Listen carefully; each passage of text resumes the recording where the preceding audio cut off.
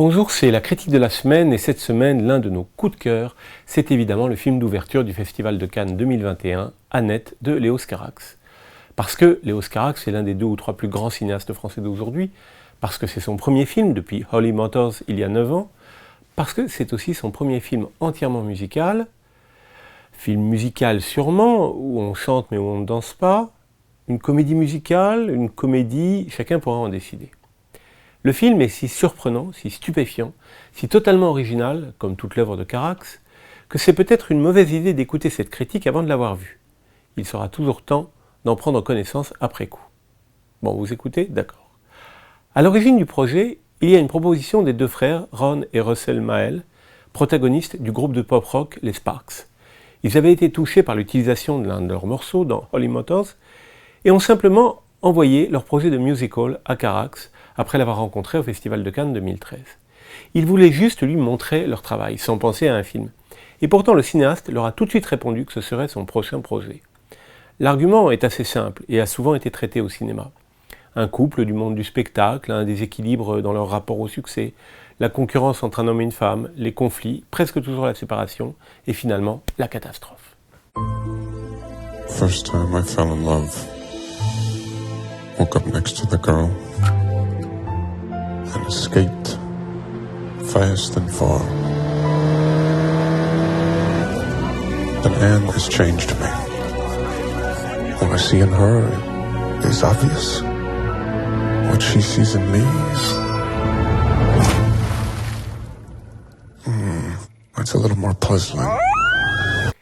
Ici, il s'agit d'une soprano, diva des scènes d'opéra, interprétée par Marion Cotillard, et d'un stand-up comedian, interprété par Adam Driver. Toute l'histoire du stand-up est fondée sur les limites du rire, la résistance du public et son point de rupture. On est ravi par la provocation, les blagues, les excès, mais l'affaire peut s'arrêter, tourner mal et se retourner de manière fatale. Cette question du point de rupture et de la résistance touche le rire, mais touche aussi les relations amoureuses, et même le conflit entre les pulsions, la conscience, l'inconscient, le sens moral, l'amour de soi et l'amour de l'autre. Carax y ajoute la place de l'enfant entre ses parents, la manière dont il est traité par eux en tant que couple et en tant qu'individu distinct.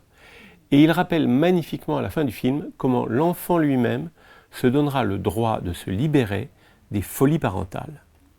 Le film commence dans un studio d'enregistrement. Les Sparks sont au micro et le cinéaste lui-même apparaît à la table de mixage. Il est aux côtés de sa fille de 17 ans, Nastia, qu'il a eue avec la comédienne Katerina Golubeva, morte peu avant la sortie de Holly Motors. Holly Motors était dédié à Katerina Golubeva. Annette est dédiée presque 10 ans plus tard à Nastia Golubeva-Carax. Le père et la fille ouvrent donc le film et on les retrouvera à l'image pour les derniers plans. Le début de Annette est déjà éblouissant. Après un commentaire off du cinéaste qui recommande assez fermement au spectateur de son film le silence absolu, lui interdisant même de respirer, c'est donc la scène du studio. Et immédiatement la troupe entière sort de ce studio, musiciens, équipe du film, comédiens, pour un plan séquence magnifique de défilé, chantant dans les rues de Los Angeles. Il était prévu que tout le film soit tourné dans la Cité des Anges, puisque c'est la ville des Sparks. Ce prologue est effectivement tourné là-bas, ainsi que les extraordinaires plans de moto.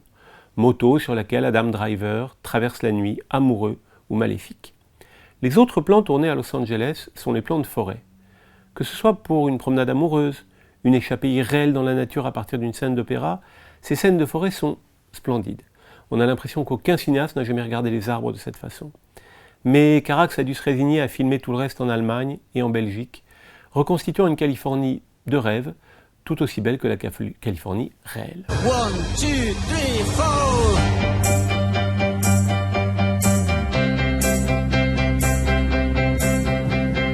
4. So may we start.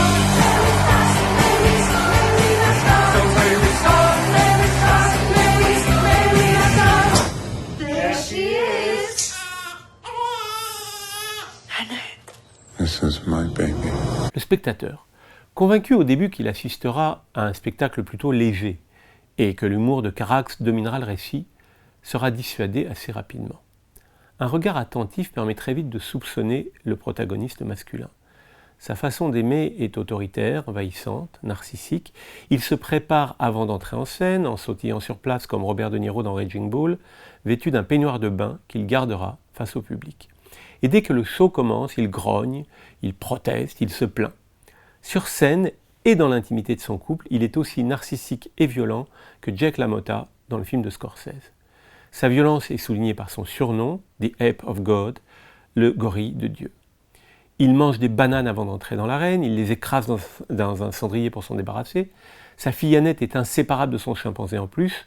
L'homme gorille, voilà bien le sens profond du film, l'homme prédateur, comme dans ce moment furtif et magnifique où ses mains, en gros plan, en amorce, sont brandies derrière la femme qu'il vient de rencontrer.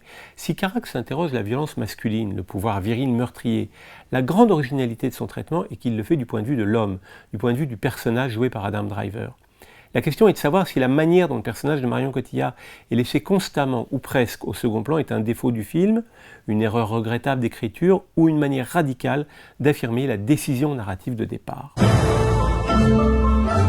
Excuse me a minute.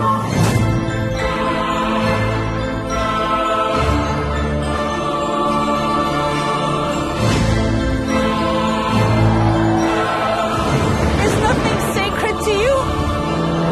Le lyrisme de Carax, son enthousiasme démiurgique, partagé par ses spectateurs depuis son premier long métrage, Boy Meets Girl, en 1984, est toujours le moteur, le holy motor de sa création dans Annette. Il invente un monde, s'adressant à nous dans un langage inouï, inédit dans des films où tout plan est une invention, où tout est de l'ordre du jamais vu. Son lyrisme est inséparable de l'humour. Il a dit d'ailleurs à propos d'Annette, on peut être à la fois grotesque et profond. C'est la leçon de Shakespeare et c'est la leçon de Carax. La solution formelle pour présenter l'enfant du film, Annette, la petite fille qui ne se libérera qu'au dernier plan, est la solution de la marionnette. Pinocchio n'est pas loin bien sûr. Et à la suite de Pinocchio, ce chef-d'œuvre absolu que fut Intelligence artificielle, le film de Spielberg, autre des murs du cinéma. Mais Carax insiste bien, si Annette est une marionnette pendant presque tout le récit, c'est que ses parents la prennent pour telle. Elle est sans voix, elle porte même un instant au moment de sa naissance le nez rouge de clown, qui l'a réduit à n'être qu'un clone de son père, un clone de clown, et non pas un être humain. Un être humain de sexe féminin qui donne son nom au film qui traite principalement de la négation des femmes.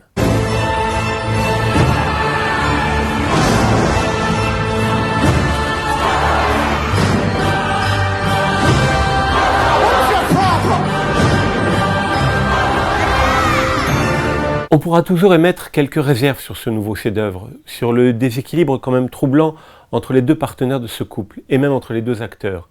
Un Adam Driver méphistophélique et une Marion Cotillard assez pâle. Peut-être justement parce qu'elle a peu de place dans le récit. On peut aussi être un peu réservé sur la musique des Sparks, qui est agréable, mais pas tout à fait à la hauteur de la grandeur du film. Contrairement à d'autres chefs-d'œuvre du film musical, on ne se fredonnera peut-être pas éternellement les chansons d'Annette. Mais de cette partition pas toujours satisfaisante, Carax propose une mise en image enthousiasmante, avec des acteurs qui chantent réellement, en live et non en playback, même si une chanteuse d'opéra est venue à la rescousse de Marion Cotillard pour les moments les plus périlleux. Cette mise en scène de la musique trouve un de ses sommets dans le moment où le quatrième personnage du film, le chef d'orchestre, resté dans l'ombre de la chanteuse d'opéra, interprété par Simon Helberg, nous livre sa voix intérieure tout en dirigeant ses musiciens. Le placement de la musique par Carax, son choix de faire parler ou chanter ses acteurs, son traitement du son et du silence sont remarquables.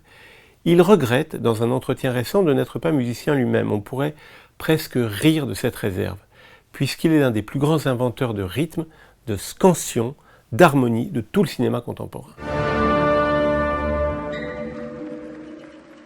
Everything will be all right. I promise it.